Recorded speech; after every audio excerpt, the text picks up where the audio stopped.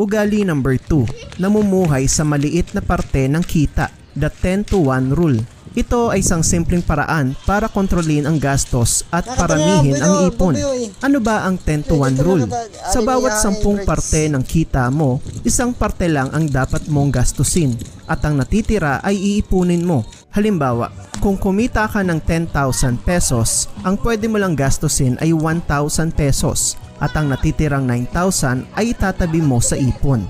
Parang mahirap gawin, lalo na sa panahon natin ngayon na puro gastos. Pero ito ang paraan na nakatulong sa mga Chinese. Ayon sa report noong taong 2023, maraming pamilyang Chinese ang sumusunod dito, kaya malaki ang ipon nila. Ang maganda sa 10-to-1 rule ay ito ay simple at madaling i-adjust.